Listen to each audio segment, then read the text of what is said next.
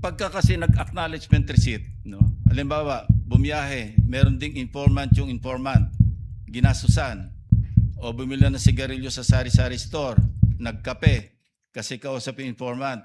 Wala ka makikitang, oh, thank you, Mr. President. Kindly wind up, Senator Lacson. Pati ako nabitin eh. Enzo Recto, kalaban ang katiwalian at kasinungalingan, kakampi sa katotohanan at kabutihan. Thank you, Senator Judge Soto. Senator Judge Lacson may proceed with his interjections when he's ready. You have 2 minutes, sir. Yeah, thank you, Mr. Presiding Officer. Good morning, Attorney Wamil. Good morning po, Your Honor. Kindly refresh my memory, no? Kasi ang pagkaalam ko, sa paggamit ng intelligence saka confidential fund, hindi lamang sa pinapayagan o hindi pinagbabawal ang paggamit ng alias, kundi necessity for practical reasons, di ba? Yes po, Your Honor. And idadivert lang yung totoong tao nasa likod ng mga alias kapag declassified na o tapos na yung tinatawag na confidential or intelligence operations. Tama, di ba? Yes po, Your Honor. So ang tanong ko, meron ba kayong, wala ba kayong efforts na alamin kung sino yung mga nasa likod ng mga aliases na sinabit sa inyo? Since document-based lang po kami, Your Honor, hindi na po. Wala na po kami. Yan ang susunod yung tanong. Ano? Bakit paper audit lang kayo? Wala kayong physical? Parang bitin yung inyong pagsasagawa ng audit.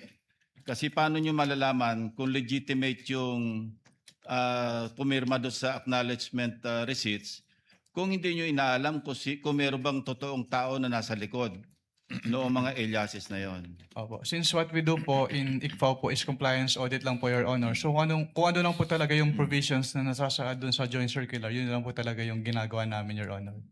That brings me to my next point. Baka pwedeng i-recommenda mo na i-amend nyo yung inyong JMC. Kasi parang bitin. No? In fairness to the concerned offices or persons na ino-audit, dapat kumpleto yung due process, hindi ba? Yes po, Kasi Your kung Honor. paper lang, magre-rely lang kayo sa mga submission, hindi nyo inaalam, you don't go further than that, di ba? Anyway, wala ka naman doon sa, hindi ka naman deputy commissioner pa o associate commissioner, so siguro, i-recommend mo na lang na i-amend yung inyong JMC. So my next question is, what would you consider as evidence of success of a particular surveillance operation and or intelligence information gathering activity? Ano yung evidence of success? Actually, walang specific na documents yung sinasabi ng joint circular, pero nagbe-base po kami dun sa mismong wording po na dapat merong causal link between the successful intelligence or surveillance activities vis-a-vis yung information given by the informer. Okay. Would an after surveillance report or after intelligence report ng particular na agent, would it suffice para i-consider yung evidence of success? I'm not referring to the entire operation. Kasi kapag nagsagawa ng surveillance, nagsasagawa ng after surveillance report, whether negative or positive, would you consider that as evidence of success? Katulad po ng sinabi ko, tinitingnan po namin yung causal link. Kung may causal link between the success and the information given by Yun the ang informer. problema kasi bitin nga yung inyong audit. So I would reiterate, i-recommend mo na i-amend ninyo yung inyong circular. Meron ka ba security clearance na nag-grant o na-issue para sa'yo? Wala naman. Well, you know, I assume na mataas yung security clearance mo kasi ang hinahawakan mo, ino-audit mo, confidential information, confidential funds, di ba? Yes po, Your Honor. So I wonder why wala ka security clearance. Kasi paano ka mag-audit? Kasi pag may intelligence project, naka-vault yan eh. Lahat ng aliases, yun ang nakalabas. Pero yung tunay na identities corresponding to the aliases, naka-vault.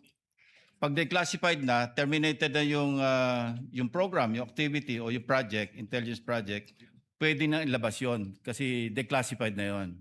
So kung wala kang security clearance, paano ma-access? Yung tulad na sinabi ni Senator Subiri, quarterly, nagpapadala sa Senate President Speaker of the House ng intelligence and confidence, paano ginastos? Kasi may oversight powers kami, di ba?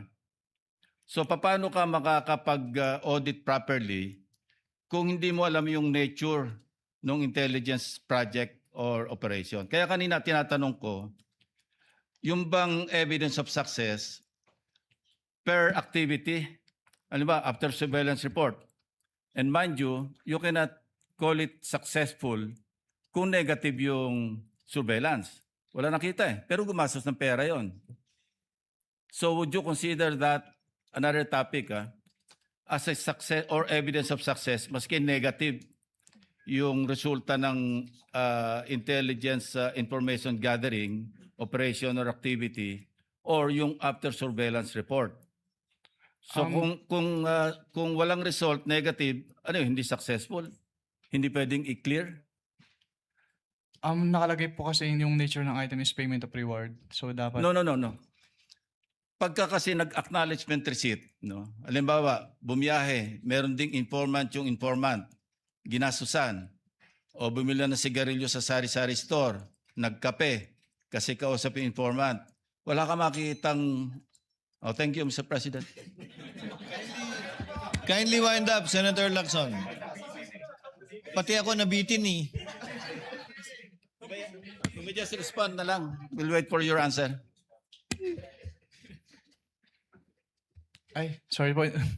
Pwede pa ulit. Ulitin ko hindi lahat ng after surveillance report successful. Negative eh. Wala nakita. Pero gumastos. Oh. Hindi lahat ng intelligence gathering information successful. Kasi negative. Pero may gastos yun. How would you classify that? Evidence of success ba yun o hindi?